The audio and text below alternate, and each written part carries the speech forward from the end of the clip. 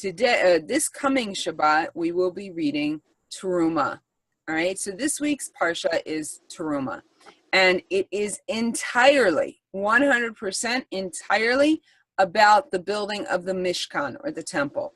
All right, the Haftorah is from 1 Kings chapter 5 and 6, and it echoes the Parsha. It is entirely about King Solomon building the first temple.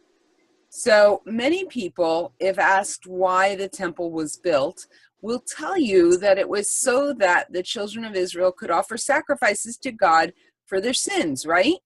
I mean, that's part of the main argument that Christianity makes, that since we have no temple, we have no forgiveness of sin, and therefore we cannot go to heaven after we die. So that's part of the main argument that Christianity makes, that since we have no temple, we have no forgiveness of sin, and therefore we can't go to heaven after we die, and that's why we need Jesus. But besides the fact that they've got so much about how God deals with sin and what hell is wrong, they've also got the whole point of the tabernacle and then later the temples wrong. What does it say at the beginning of this week's Parsha as to why we were commanded to build the tabernacle, the Mishkan? It says in Shemot, which is Exodus chapter 25, verse 8, "And they shall build me a sanctuary, and I will dwell in their midst." The whole point of the creation of the tabernacle and then eventually the temple, even though sacrifices were offered there, that was not the main point of the tabernacle. That was not the main point of the temple. The main point was to facilitate a relationship with God. It was about proximity. It was about creating something that would draw God's presence down, that he would be able to dwell, to be close to us, and we would be able to get close to him. And in fact, the Hebrew word for a sacrifice, korban, comes from the word kiruv, which means to draw close. All right, and it has to do with the whole purpose of the tabernacle and the temple and even the sacrifices is about facilitating getting closer to God. It's about having a relationship with God. Do you know that the Torah spends one chapter, just one, on the creation of the world and 3 chapters on the revelation at Mount Sinai and 11 chapters on the Exodus from Egypt, but devotes 13 chapters to the building of the Mishkan? 13 chapters. It goes into excruciating detail several times as to all of the parts and the pieces and exactly how they're made and how they're put together. This is the detail that must go into creating a dwelling for God. Okay, so we've kind of got this metaphor of the building of the tabernacle and then eventually the temple, and what our job, our work here on this earth is, which is to create a dwelling place for God. Okay, if you recall from our class last week, we talked about the fact that our life's work is to make an abode for God here on earth, that every act that we do is to create space that will draw God's essence into this world. Building the Mishkan is a prototype for our life's work in making our world into an abode for God. In fact, many of the commentators describe the Mishkan as a model of man himself. The items within the Mishkan are said to represent various of our organs and faculties. The Ark, for example, which houses the Torah, represents our mind, and the menorah corresponds to the eyes. And there's all kinds of detail about how each piece and part that went into the tabernacle represents a part of who we are physically. And in a more macro way, if you will, if you're familiar with the passage, the Mishkan has 3 domains, right? It has the courtyard, or the outermost place, and then it has the area that's called the holy place, and then it has this innermost place called the Holy of Holies. And these represent, in many ways, the 3 parts of what it means to be a human being. The courtyard, which is external, it's the place where you enter. It's the part that was subject to weather and to the elements, right? And it represents the physical body. Our physical body is the interaction, it's the interface between our spiritual self and the world.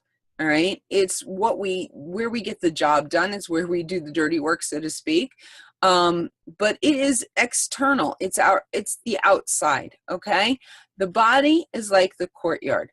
The holy, which is the internal place where the priests would minister, that actually, and where the presence of God actually, no, that's not, sorry. The holy represents the intellect, okay? It represents the mind. That's the place where the junction between the physical and the spiritual happen, right? It happens in the mind.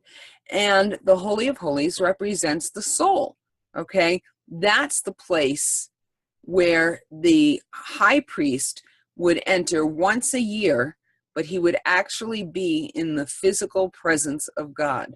All right, it's here within the heart, within where the soul resides. When we learn to transcend the material world, that we meet face to face with God. So what is the point of the outer courtyard? That was where the main altar was, and that was where the daily sacrifices were offered. So too with us, it's through our physical bodies that we serve God on a daily basis, right? This is where we experience the reality, which we have to then take and internalize. And the process of internalizing that draws us closer in. Okay, but the courtyard is where we function as a part of the greater whole. It's where we experience our daily interactions with other people. It's that interface between us and the rest of the world, and where we're provided the events which are meant to teach us life's greatest lessons, right? You can't get to the holy place where you meet God until you first make your way through the courtyard where you meet others.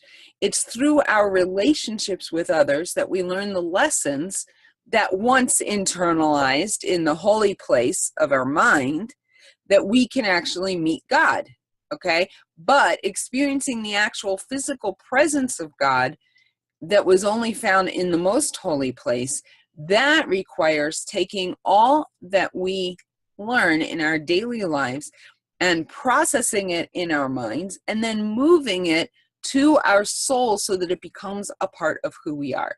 Remember a few weeks ago, I spoke about the difference between knowing and believing, right?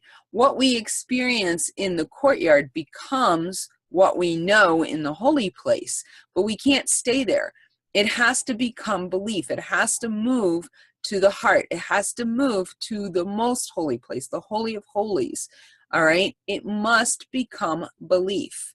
We have to move from the head to the heart, from the holy place to the most holy place, where it's just me and God, just you and God, face to face, and no one else. That's the lesson of the Mishkan, and then later the temple, that we use the things of this world to create a dwelling place for God within the world. But the goal is to move all of this to deep within our own souls, because it's there that we meet God face to face, and it's there that we experience what we were created for. I'm sure you've heard the saying, don't be so heavenly minded, you're of no earthly good, right? That's what these 13 chapters are about.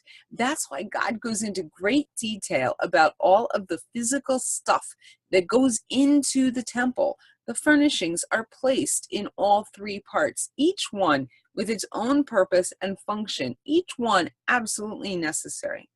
Really, that's the bottom line lesson that I think we can all take from this week's Parsha, is that everything that we encounter in life, every person whose gaze we meet, every rock we stumble over, every difficulty we encounter, all work together to furnish that abode that we are creating so that we can meet with God.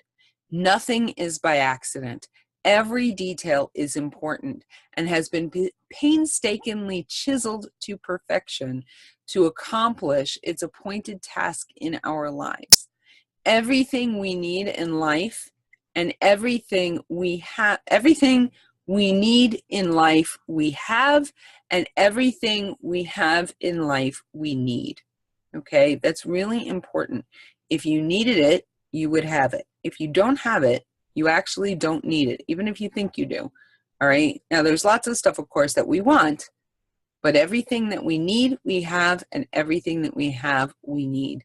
We may not understand why we need it, right? I may not understand why the physical challenges that I have, the health challenges that I'm facing are needed, but the first step is simply to acknowledge that we do. And this is the lesson of the Mishkan.